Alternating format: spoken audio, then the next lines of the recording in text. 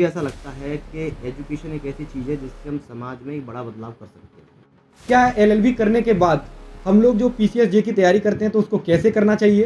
तो विश्वविद्यालय केवल डिग्री ही प्रदान नहीं करती, विश्वविद्यालय आपको एक पूरा व्यक्तित्व निर्माण का भी कार्य करता है। सर ये बात भी सही है कि आप लोगों को अगर मान लो जो लॉ की फील्ड में भी पढ़ रहा है, जो अभी एलएलबी कर रहा है या एलएलएम कर रहा है या कुछ भी कर रहा है, तो उसको ऐसा क्या फॉलो करना चाहिए कि वो जो अपनी अच्छी कमांड कर सके, लैंग्वेज पे भी कर सके, साथ में लॉ के जो सब्जेक्ट हैं उनको और गहराई से समझ सके। तो ज़्यादातर जो सुप्रीम कोर्ट के जजमेंट थे, दिल्ली हाई कोर्ट के जजमेंट थे, वो इंग्लिश में पब्लिश किए जाते थे और वहाँ पर भी जो डिबेट वगैरह चलती है आपस में, वो भी इंग्लिश के अंदर ही होती है। क्या सर लैंग्वेज एक बैरियर बन रही है? देखो, शॉर्टकट के चक्कर में पढ़ोगे उतनी आपको फ्यूचर में दिक्कत आ जाएगी। मेरा ये पर्सनल एक अनुभव है कि आप हार्ड वर्क और ज़्यादा मेहनत करने की दिशा में, तो ऐसा कहा जाता है कि दिल्ली हाई कोर्ट में जितने जज बने बैठे हुए तो 70 से 80% दिल्ली यूनिवर्सिटी के बैठे हैं। की जगह सबसे ज़्यादा यूट्यूब पर शॉर्ट वीडियो देखा किसी भी टॉपिक पर, उसे पसंद करते हैं। तो आप इसमें कहाँ तक सहमत हैं कि आज की जो हमारी जनरेशन है उनको किताबें पढ़ना चाहिए या फिर मान लो सोशल मीडिया पर जो छोटी छोटी वीडियोस वगैरह मिल जाते हैं उनको फॉलो करना चाहिए? देखो, छोटी छोटी वीडियो से छोटा ज्ञान ही मिलेगा और आधा ज्ञान मिलेगा। कि मैंने जैसे देखा है कि अपने ही क्षेत्रों में देख रहे हैं कि लॉ वगैरह करने के लिए लोग कहते हैं कि दिल्ली क्यों जा रहे हो, इलाहाबाद क्यों जा रहे हो, बनारस क्यों जा रहे हो, यहीं से कर लो। तो अगर ऐसा देखा गया, अभी कुछ रिसर्च में भी देखा गया कि जो किताबों की जो बिक्री बहुत कम हुई है, जितनी की ई बुक्स की बिक्री हो रही है, जो पीडीएफ वगैरह बिक रही है, उसकी जगह पर जो हार्ड कॉपीज है उनकी बिक्री कम हो गई। स्टार्टिंग जैसे कि हमने 3 ईयर का होता है एलएलबी, क्या हम पहले ही दिन जा करके पीसीएस की बुक्स लेकर पढ़ाई तैयारी कर देना चालू कर देना चाहिए या फिर? हेलो जय हिंद साथियों। तो आज हमारे साथ हैं रविकांत जमोरिया सर, जो कि दिल्ली विश्वविद्यालय से रिसर्च स्कॉलर हैं। साथ में ही इन्होंने ही दिल्ली के जो लॉ कैंपस है वहाँ से ही एलएलबी किया है, फिर उसके बाद एलएलएम किया है और नेट जेआरएफ देने के बाद में इस समय पीएचडी कर रहे हैं दिल्ली विश्वविद्यालय के लॉ कैंपस से ही। तो सर से आज हम लोग जानेंगे जो आप लोगों के प्रश्न थे कि भैया एलएलबी करने के बाद में क्या फ्यूचर है, क्या एलएलबी करने के बाद हम लोग जो पीसीएस की तैयारी करते हैं तो उसको कैसे करना चाहिए। तो ये सारे जो आपके प्रश्न थे वो मैं सर से जानूंगा। तो सर का बहुत बहुत स्वागत है हमारे चैनल पर। बिल्कुल सर, तो जो सर छात्रों के जो प्रश्न रहते हैं कि पीसीएस की तैयारी हमको कैसे करनी चाहिए, क्या हमें एलएलबी के स्टार्टिंग जैसे कि हमने 3 ईयर का होता है एलएलबी, क्या हम पहले ही दिन जा करके पीसीएस की बुक्स लेकर पढ़ाई तैयारी कर देना चालू कर देना चाहिए या फिर लॉ की जो क्लासेस हैं, जो एलएलबी की क्लासेस हैं, उनको अच्छे से पढ़ने के बाद आखिरी साल में तैयारी को स्टार्ट करना चाहिए? देखो, इस बारे में यही कहूँगा, सबसे पहले हमें ये पता ही होना चाहिए कि हम लॉ क्यों कर रहे हैं और हमें लॉ के बाद एलएलबी की डिग्री के बाद क्या करना है, किस फील्ड में जाना है। अगर आप जुडिशरी में जाना चाह रहे हैं तो आपको अपनी अप्रोच, आप लॉ की पढ़ाई भी उस अप्रोच से करें जिस तरह जुडिशरी के एग्जाम को क्वालिफाई कर सकें और आप उसके साथ साथ अपनी तैयारी करते रहें। आज तो कई सारे मटेरियल आपके पास उपलब्ध है, कोचिंग सेंटर्स का है, ऑनलाइन कोचिंग्स हैं, साथ साथ पढ़ते रहें। इतना समय मिलता है कि आप पढ़ सकते हैं, तो 3 साल में इतने परफेक्ट हो जाओगे कि आप 3 साल के पश्चात आप किसी भी स्टेट का जुडिशरी एग्जाम निकालें। तो सर जो पीसीएस का जो एग्जाम होता है उसके सिलेबस में भी तो वही होता होगा जो आपके 3 ईयर में पढ़ाया जाता है? नहीं, सब कुछ नहीं होता, इसमें हर स्टेट का अलग अलग सिलेबस है। कुछ ऐसे लॉज हैं जो डिफरेंस रहते हैं, कुछ अपने लोकल लॉज भी आते हैं हर स्टेट में अलग अलग, लेकिन बहुत हद तक सिलेबस जो ऐसा है जो आपके एलएलबी के दरमियान कहीं ना कहीं ऐसे आपको मिल जाएंगे लॉज जो आपको पीसीएस में भी मिलेंगे। बिल्कुल हेल्प करते हैं। बिल्कुल।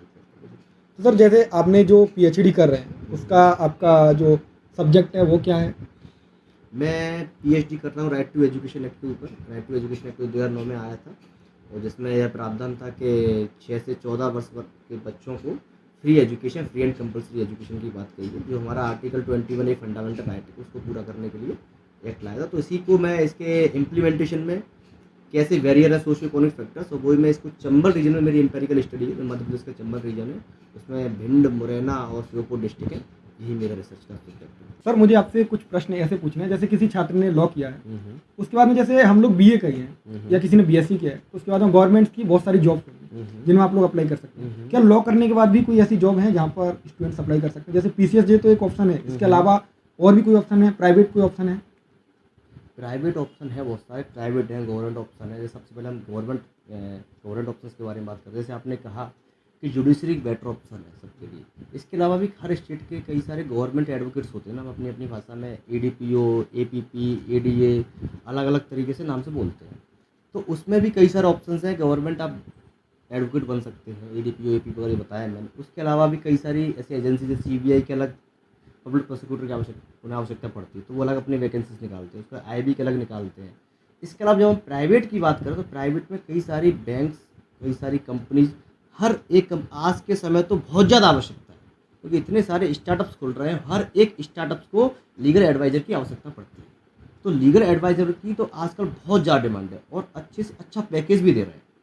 तो ऐसा हम नहीं कह सकते कि लॉ का फ्यूचर नहीं, लॉ का बहुत अच्छा फ्यूचर है, लेकिन आपको उसके लिए कैपेबल बनना पड़ेगा। बिल्कुल सर, मतलब अगर आपके अंदर काबिलियत है करेक्ट, तो आपकी काबिलियत की बिल्कुल डिमांड है और लोग आपको ले जाएंगे। बिल्कुल 100%। तो जैसे जो प्राइवेट वाली आपने बात की, जैसे लीगल एडवाइजर वगैरह की, तो इनके लिए यूनिवर्सिटीज़ प्लेसमेंट वगैरह सेल लगाती होंगी। हाँ, हर यूनिवर्सिटीज़ में कई सारे अच्छे कॉलेज में उनकी खुद की प्लेसमेंट सेल होती है। जैसे मैं दिल्ली यूनिवर्सिटी का उदाहरण लूँ, उनकी खुद की प्लेसमेंट सेल है। तो वहाँ पे कई सारी कंपनीज आती हैं, जैसे एयरटेल आती है, बैंक आती है और बहुत सारे नए स्टार्टअप्स आते हैं, तो वहाँ से लेके जाते हैं बच्चों को, है, अच्छे पैकेज पे लेके जाते हैं। एक सर और एक या तो मिथ मान लीजिए या फिर लोगों ने ऐसी धारणा बना ली है। मैं कई लोगों से बात किया, मैंने कई इंटरव्यूज़ देखे हैं, तो स्टूडेंट्स कहते हैं कि सर हमको सबसे ज़्यादा दिक्कत पड़ती है लैंग्वेज में। कि ऐसा होता है कि हम लोग जितनी भी चीज़ें देखते हैं, लोग अब तो हिंदी में पब्लिश होने लगी हैं। आज से अगर 2-3 साल पहले देखा जाए तो ज़्यादातर जो सुप्रीम कोर्ट के जजमेंट थे, दिल्ली हाई कोर्ट के जजमेंट थे, वो इंग्लिश में पब्लिश किए जाते थे और वहाँ पर भी जो डिबेट वगैरह चलती है आपस में, वो भी इंग्लिश के अंदर ही होती है। क्या सर लैंग्वेज एक बैरियर बन रही है? देखो, बैरियर तो हम नहीं कह सकते, लेकिन एक प्रॉब्लम तो है ही। प्रॉब्लम इस प्रकार है कि जैसे हम लोग देखें, लीगल जो लैंग्वेज है, लॉ की स्टार्टिंग हम लोग अंग्रेजों को फॉलो करते हैं, तो सारा कुछ जितना भी बुक्स हैं, जितना भी लॉ है, पूरा इंग्लिश में स्टार्टिंग लिखा गया था। लेकिन आज भी हम लोग देखते हैं कि ऐसी कई सारे सुप्रीम कोर्ट हो या हमारे दिल्ली हाई कोर्ट हो या दिल्ली में इवन डिस्ट्रिक्ट कोर्ट, वहाँ भी सारी पिटीशंस एप्लीकेशन इंग्लिश में ड्राफ्ट करके हम लोग वहाँ पर सबमिट करते हैं। और आज भी वकीलों की भाषा, वहाँ पे आर्ग्यूमेंट हो या कुछ भी इंग्लिश में ही चलता है। तो कहीं ना कहीं प्रॉब्लम तो है, लेकिन इसके लिए मैं यही कहूँगा कि अगर आप लॉ की फील्ड में अपने आप को आगे बढ़ाना चाहते हैं तो आप इंग्लिश पर कमांड होना अति आवश्यक है। जिस तरीके से आपने बात सही कही, क्योंकि आपका ऐसा तो नहीं पता, सुप्रीम कोर्ट जो दिल्ली का है वहाँ पे तो साउथ के भी केस आते हैं, नॉर्थ के भी आते हैं और इंटरनेशनल भी कई बार डिबेट होती रहती है। तो इसके लिए जो एक लैंग्वेज है वो ऐसी लैंग्वेज हो जो कॉमन लैंग्वेज हो, जिसको सब लोग समझ पाएं। तो बिल्कुल सर, ये बात भी सही है कि आप लोगों को अगर मान लो जो लॉ की फील्ड में भी पढ़ रहा है, जो भी LLB कर रहा है या LLM कर रहा है या कुछ भी कर रहा है, तो उसको ऐसा क्या फॉलो करना चाहिए कि वो जो अपनी अच्छी कमांड कर सके, लैंग्वेज पे भी कर सके, साथ में लॉ के जो सब्जेक्ट हैं उनको और गहराई से समझ सके। उसके लिए ऐसे कोई बुक वगैरह, जैसे आपने ही जब हम लोग बात कर रहे थे ऑफलाइन में, तो आपने बोला कि बार जो क्या कहते हैं बेयर एक्ट आती है, वो एक ऐसी बुक है जैसे पढ़ते रहना चाहिए, तो उसके बारे में और आप बताइए थोड़ा सा। देखो, इसके बारे में यही कहूँगा कि इंग्लिश और एक आपने दो चीज़ जोड़ी, इंग्लिश लैंग्वेज के बारे में, एक लीगल लैंग्वेज के बारे में। मैं यही कहूँगा सबसे इंपॉर्टेंट चीज़ हार्डवर्क। आप जितना हार्डवर्क करोगे उतना आपको बेनिफिट होगा। जैसे कि हम लोग बोले हैं कि अगर लीगल लैंग्वेज के बारे में बात करें, बच्चे क्या गलती कर देते हैं कि फर्स्ट सेमेस्टर में ही बड़ी बड़ी मोटी मोटी किताबें लेके आ जाते हैं। कहीं ना कहीं उन्हें लगता है कि मोटी मोटी किताबें पढ़ के ही हम लीगल नॉलेज बढ़ा सकते हैं, बल्कि ऐसा मैं सही नहीं मानता। मेरा मानना है कि सबसे इम्पोर्टेंट जो है वो वेयर एक्ट की रीडिंग है। आप जितना वेयर एक्ट की रीडिंग मारेंगे, जितना रीडिंग आप करोगे बार बार उनको, तो आपकी तो लीगल टर्मिनोलॉजी भी अच्छी होगी।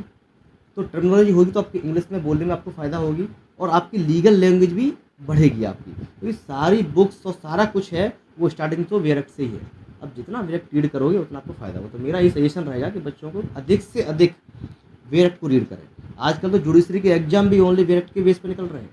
बिल्कुल सर, क्योंकि सर मैंने अभी रिसेंट में एक मैम है हमारे यहाँ पढ़ाती हैं, तो उन्होंने बताया कि जो आज के टाइम पे क्या हो रहा है कि हम लोग देख रहे हैं कि लोग ई कॉपीज़ लेना पसंद कर रहे हैं हार्ड कॉपीज़ की जगह पर, और वो ई कॉपीज़ को पढ़ने की जगह सबसे ज़्यादा यूट्यूब पर शॉर्ट वीडियो देखा किसी भी टॉपिक पर, उसे पसंद करते हैं। तो आप इसमें कहाँ तक सहमत हैं कि आज की जो हमारी जनरेशन है उनको किताबें पढ़ना चाहिए या फिर मान लो सोशल मीडिया पर जो छोटी छोटी वीडियोज़ वगैरह मिल जाते हैं उनको फॉलो करना चाहिए? देखो, छोटी छोटी वीडियो से छोटा ज्ञान नहीं मिलेगा और आधा ज्ञान मिलेगा। और जब तक हमारे पास पूरा किसी चीज़ का विस्तृत ज्ञान नहीं है तो हम अपने आप को सही मान ही नहीं सकते। तो हमको सबसे इम्पोर्टेंट चीज़ है कि हमें फोकस बुक्स पे करना चाहिए और बुक्स में डिटेलिंग स्टडी में करना चाहिए, डिटेल स्टडी में करना चाहिए। ठीक है, हाँ, हमें अगर चाहिए, जैसे हम लोग कहते हैं कि मैगी का उदाहरण लेते हैं कि 2 मिनट में मैगी तैयार हो जाती है, तो लेकिन उससे वो पेट को लिए फ़ायदा नहीं करती। उसी प्रकार आपको रील्स शॉर्ट ज्ञान तो देगी या आपकी लाइफ टाइम आपको फ़ायदा नहीं करेगी लाइफ लॉन्ग। तो आपको बुक्स पर ज़्यादा ध्यान देना चाहिए रील्स के अपेक्षा। बिल्कुल सर, क्योंकि मैं अभी आपने भी देखा होगा, हम लोग भी देख रहे हैं कि वो 59 सेकंड्स में पूरा ज्ञान देने का प्रयास करते हैं, तो उसमें कुछ ना कुछ तो छूटेगा ही, वो तो सीधी सी बात है। 59% में ना तो कोई जज बन सकता, ना अच्छा वकील बन सकता। बिल्कुल सर, बात तो आपने सही कहा, क्योंकि किताबों पर अगर ऐसा देखा गया, अभी कुछ रिसर्च में भी देखा गया कि जो किताबों की जो बिक्री बहुत कम हुई है, जितनी की ई बुक्स की बिक्री हो रही है, जो PDF वगैरह बिक रही है, उसकी जगह पर जो हार्ड कॉपीज़ हैं उनकी बिक्री कम हो गई है। तो ऐसा ऐसा मान सकते हैं कि जो सोशल मीडिया का एक नेगेटिव इम्पैक्ट ही मान लीजिए ये वाला, कि जिस पर बच्चे किताबों की जगह पीडीएफ पर भरोसा कर रहे हैं। नहीं देखो, ई बुक से डिफरेंट चीज़ है, इसमें सोशल मीडिया की बात नहीं हम कर सकते। ई बुक्स केवल यह है कि कोई किताब आपके पास है, उसका आपके पास पीडीएफ कॉपी है, आप पीडीएफ पढ़ सकते हैं, कोई इशू नहीं है उसमें। तो बुक्स पढ़ना है, पॉइंट ये है ना, आपको या तो आपके पास बुक्स हो या आप ई बुक्स हो, किताबें पढ़नी है आपको। अगर आप किताबें खरीद सकते हो, किताबें पढ़ो, ई बुक्स पढ़ो। सोशल मीडिया अलग चीज़ है। नहीं सर, जो मैं बात कर रहा था, जो ई बुक्स है ना, ई बुक्स में वो क्या कर रहे हैं कि जो प्रोफेसर वगैरह या कोचिंग वगैरह है, उनका शॉर्ट मटेरियल है, जैसे बी आर Brief। उन्होंने छोटा सा करके दे दिया, उन्होंने 15-20 पेज में नहीं। बना दिया, ये चीज़ों की बात कर रहे हैं। आप ब्रीफ बुक्स की Brief- बात कर brief रहे हैं, books, yes, ब्रीफ वो नहीं। ब्रीफ बुक्स कब ठीक है आपके लिए फ़ायदेमंद होती है, जैसे हम लोग नोट्स बनाते हैं। हम नोट्स कब बनाते हैं, जब पूरी हम स्टडी कर लेते हैं, लास्ट के एग्जाम से 4 दिन पहले हम नोट्स बनाते हैं, 40 दिन पहले नोट्स बनाते हैं। तो जब तक आपको पूरी किताब का ज्ञान नहीं है तो नोट्स क्या करेंगे आपके साथ, ब्रीफ क्या करेगा आपके? पहले आपको होल नॉलेज होना चाहिए, उसके बाद आप ब्रीफ पढ़ते हैं तो फ़ायदेमंद है। और ब्रीफ भाई देखो, आप सब लोग जानते ही हैं कि लाइफ में शॉर्टकट कुछ है नहीं। शॉर्टकट के चक्कर में पढ़ोगे उतनी आपको फ्यूचर में दिक्कत आनी है। मेरा ये पर्सनल एक अनुभव है कि आप हार्ड वर्क और ज़्यादा मेहनत करने की दिशा में जाएं, ना कि शॉर्टकट के चक्कर में पढ़ें। शॉर्टकट हमेशा हानिकारक होता है। बिल्कुल सर। और एक और जैसे प्रश्न बनता है कि आज का जो जनरेशन है, जैसे आपने बोला किताबों की तो दूरियां थोड़ी बन रही हैं, इसके साथ में एक और दिक्कत आती है कि मैंने जैसे देखा है कि अपने ही क्षेत्रों में देख लें कि लॉ वगैरह करने के लिए लोग कहते हैं कि दिल्ली क्यों जा रहे हो, इलाहाबाद क्यों जा रहे हो, बनारस क्यों जा रहे हो, यहीं से कर लो। तो ऐसा कुछ है क्या, विश्वविद्यालयों का भी कुछ फर्क पड़ता है लॉ करने के साथ में, या मतलब कोई भी डिग्री करने पर विश्वविद्यालयों का क्या प्रभाव रहता है? विश्वविद्यालय का बहुत बड़ा फर्क पड़ता है। विश्वविद्यालय केवल डिग्री ही प्रदान नहीं करती, विश्वविद्यालय आपको एक पूरा व्यक्तित्व निर्माण का भी कार्य करती है।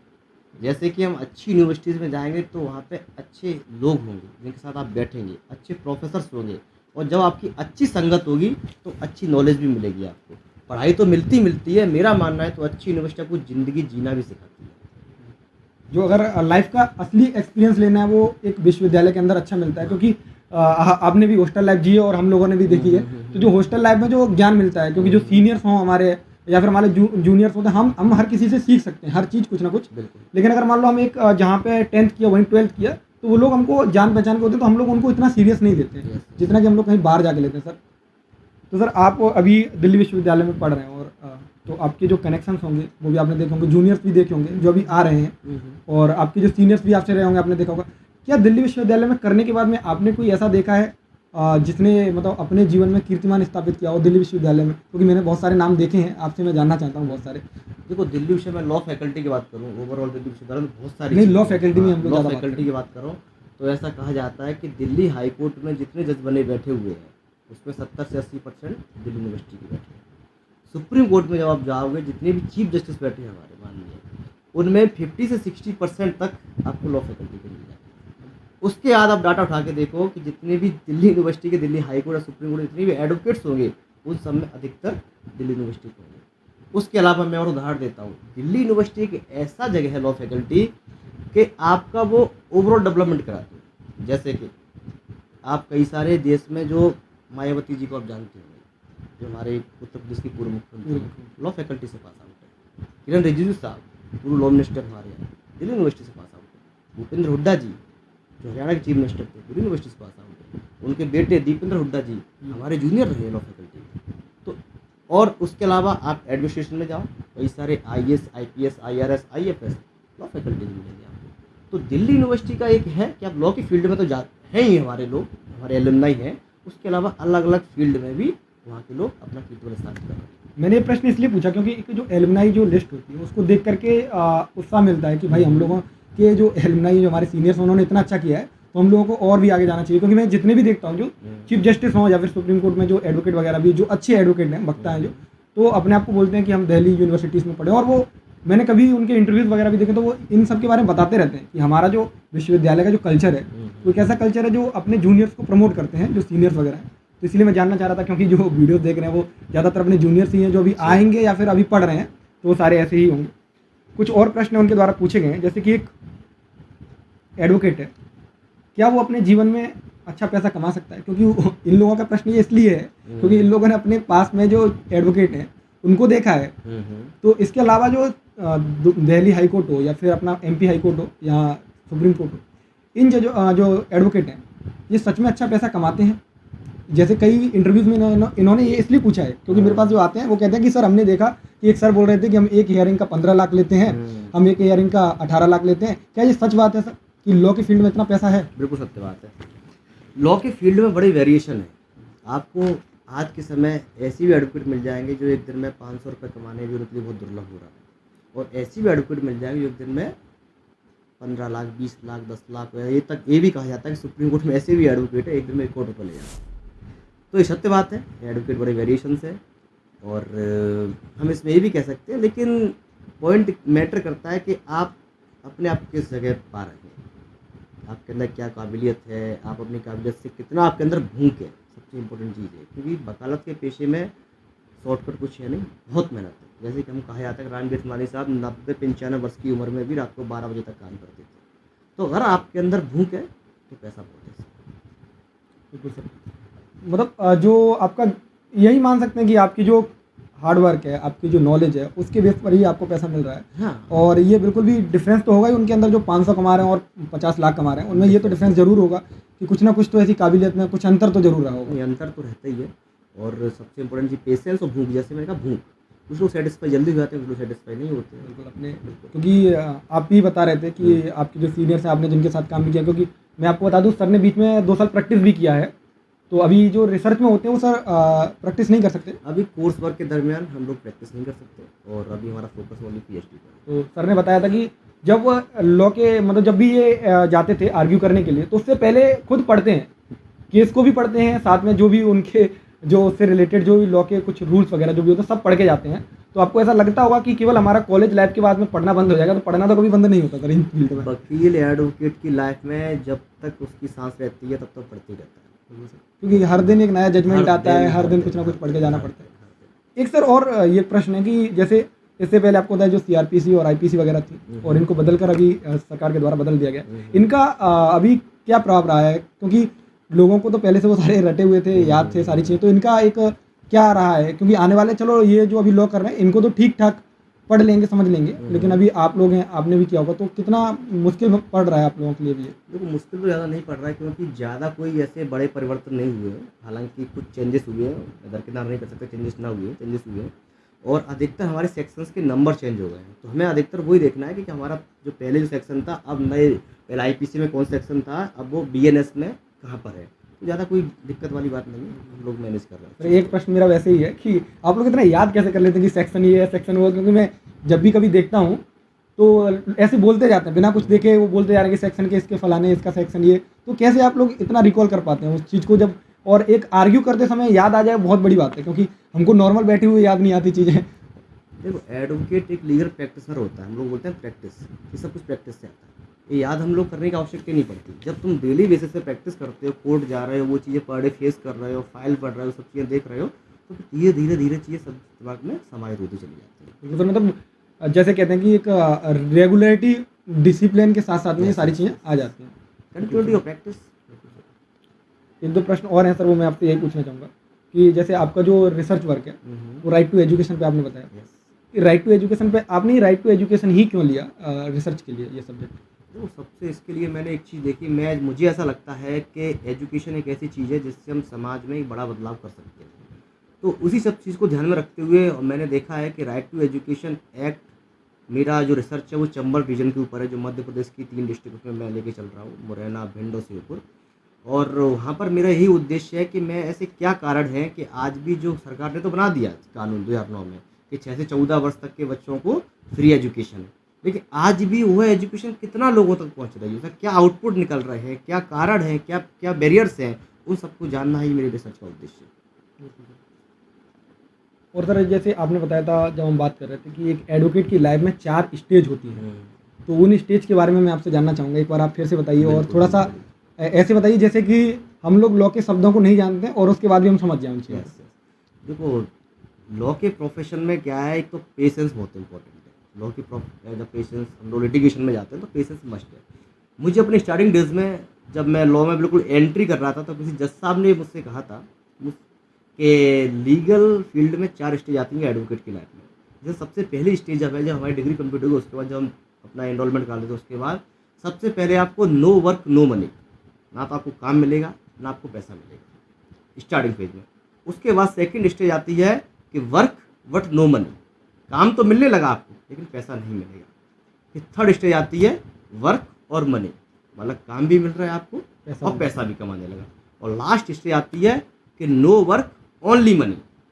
तो अगर आपको इन तीसरी स्टेजों पे आप पेशेंस अपना संभाल के रहे हो, 3 स्टेज से आप निकल गए, तो फोर्थ स्टेज आपकी ज़िंदगी में आना लाजमी है। लेकिन अधिकतर नए बच्चे आजकल क्या आप देखते ही हैं कि पेशेंस है नहीं, तो पहली स्टेज में ही वो लोग अपना इस प्रोफेशन को छोड़ के दूसरे काम देखना चालू कर देते हैं। तो पेशेंस मस्ट है लिटिगेशन में। मतलब कोई भी काम हो, आप पेशेंस बहुत जरूरी है, क्योंकि अगर आप काम कर रहे हैं और निरंतर अगर काम करते रहेंगे तो रिजल्ट तो उसका मिलेगा 100%। बिल्कुल, जैसे कहते हैं कि हार्ड वर्क जो करते हैं उसका मीठा फल होता है। प्रॉब्लम क्या है ना, प्रॉब्लम आजकल के लोग रील्स के ज़माने में, जैसे आपने क्या कि 50 सेकंड में पूरी किताब समझना चाहते हैं, 20 सेकंड में पूरी ज़िंदगी समझना चाहते हैं, तो वो समझते हैं कि 4 साल 3 साल की पढ़ाई में इतना पैसा कमाना जीवन हो जाए। ऐसा नहीं है, आपको लंबा स्ट्रगल करना पड़ता है। मुझे ऐसा भी लगता है, जैसे आपने बताया कि स्टूडेंट, मुझे ऐसा लग रहा है कि आजकल जो स्टूडेंट्स हैं या फिर हम लोग भी हैं, वो लोग आकर्षित हो रहे हैं जो रील्स वगैरह दिखाई जा रही हैं कि एडवोकेट का वो कोड डाला और गए उन्होंने जो दे दिया, या फिर जो मूवी वगैरह बनाई जा रही हैं, इनका भी कुछ प्रभाव पड़ रहा है कि जिसकी वजह से एक मतलब वो ऐसा सोच के आते हैं कि इस फील्ड में बहुत पैसा है, मेहनत नहीं है बिल्कुल भी, उनको कुछ नहीं करना है, केवल मेहनत तो है ही नहीं।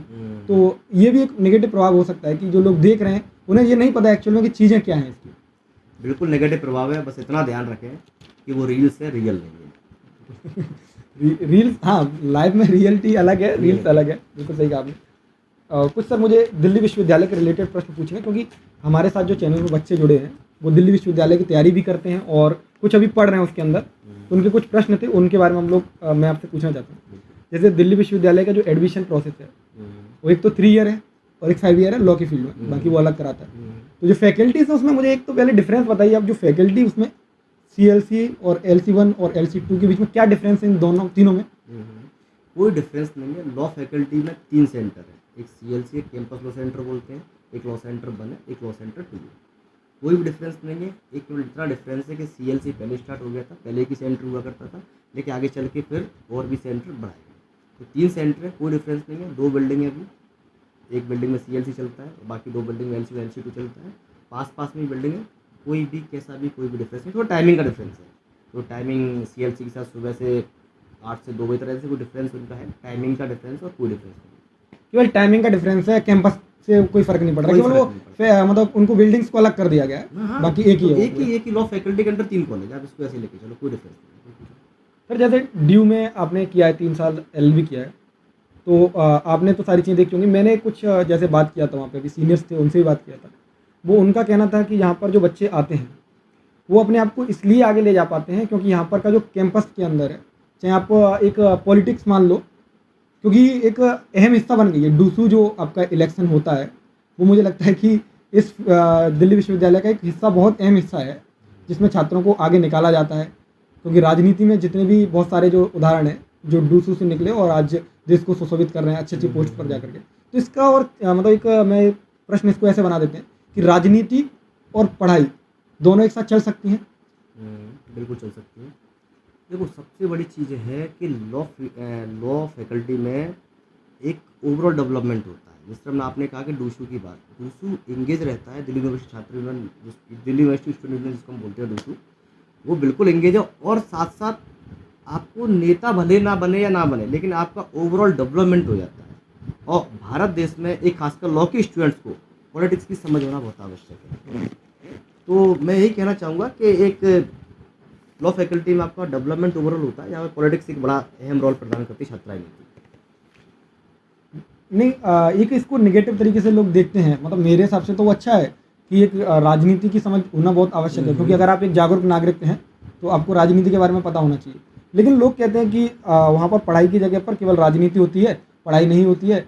या तो ऐसा हो सकता है कि उनको भी नहीं पता कि छात्र राजनीति, जो स्टूडेंट यूनियन के इलेक्शंस होते हैं उनको एकदम डेकोरम फॉर्म जो एक होता है उसको एक फॉलो किया जाता है कि प्रॉपर जैसे फॉर्म भरे जाते हैं, फॉर्म को फिर वहाँ से निकाला जाता है कि कितने लोग उसमें पार्टिसिपेट कर रहे हैं, और बाकायदा उसमें वोटिंग होती है। वहाँ इलेक्शन क्या कहते हैं, छात्र इलेक्शन में वोट डालते हैं या फिर CL को चुनते हैं, मतलब जो, या फिर उसके बाद इलेक्शन होता है? नहीं, या डायरेक्ट इलेक्शन होता है, सीधा छात्र अपने, बिल्कुल जो आपका डेमोक्रेटिक सिस्टम है इंडिया के अंदर, हम बाकी चुनावों में देखते हैं सेम वहाँ पैटर्न में बिल्कुल आपका ईवीएम की वोटिंग मशीन लगती है, वहाँ पर हर एक छात्र जो वहाँ का स्टूडेंट है वो वोट करता है और उन्हीं वोटों के आधार पर छात्र संघ के अध्यक्ष, उपाध्यक्ष, सचिव, सचिव बनते हैं। अब आपने कहा कि उसका नेगेटिव पॉजिटिव फैक्टर, सबसे इम्पोर्टेंट चीज़ ये है कि अगर आपको माना कि आपको पॉलिटिक्स में इन फ्यूचर नहीं जाना है, तो कौन कह रहा है आपसे कि आप अपनी पढ़ाई छोड़ के इतना इंगेज हो जाओ कि आप पढ़ाई भूल जाओ। आप पढ़ाई को अपने साथ रखो, लेकिन साथ साथ डेमोक्रेटिक सिस्टम चलता कैसे है, इलेक्ट्रोल सिस्टम चलता कैसे है, और उसके अलावा आपका कम्युनिकेशन सेटअप, इस सब में मदद करता हो। सारा खेल पर्सनल डेवलपमेंट का है। आपकी पर्सनल डेवलपमेंट में इलेक्शन एक बहुत अहम, बहुत मददगार है ऐसी चीज़। तो मैं यही कहूँगा कि सारा खेल अपने फोकस का है कि हम लोग फोकस अपना कहाँ लेके चल रहे हैं। अगर हमारा फोकस पढ़ाई के साथ साथ कि राजनीति को समझने तक है या राजनीति में डूब जाने तक है, 1% 2% वेरी करता है। एक आखिरी प्रश्न और सर आपसे है कि बहुत सारे, मतलब मैं भी खुद कंफ्यूज रहता हूँ कि एक लॉयर और एक एडवोकेट के बीच में क्या डिफरेंस है। मतलब बहुत सारे मैंने देखे हैं, कुछ लोग कहते हैं कि हम लॉयर हैं और जो अपने यहाँ पर मैं सीनियर्स को देखता हूँ उनके ऊपर एडवोकेट लिखा होता है जिन्होंने, तो इसमें कुछ अंतर होगा जिसको आप हमें बताइए। हाँ, अंतर है इसमें अंतर है कि लॉयर जो भी लीगल प्रोफेशनल्स हैं, इन्होंने अपनी LLB की डिग्री कर ली, उन्हें हम लॉयर बोलते हैं। एक एडवोकेट उसे हम तभी बोलेंगे जब वो ऑल इंडिया बार एग्जामिनेशन जो है उसे क्वालिफाई कर ले और साथ साथ स्टेट बार काउंसिल में उसका इनरोल्ड है, तो हम एडवोकेट बोलेंगे। उससे पहले हम उसे लॉयर बोलते हैं कि वो लीगल प्रोफेशनल्स हैं। तो सर इतने ही प्रश्न थे, अगर आगे कोई प्रश्न आता है तो उसको भी आपसे हम रखेंगे। और आपको कैसा लगा ये वीडियो ये भी बताना है, और आपके कोई भी प्रश्न हो तो आप कमेंट बॉक्स में छोड़ सकते हैं, हम सबको उनका रिप्लाई हम लोग कर देंगे। तो सर आपको बहुत बहुत धन्यवाद हमारे साथ जुड़ने के लिए। बहुत बहुत धन्यवाद।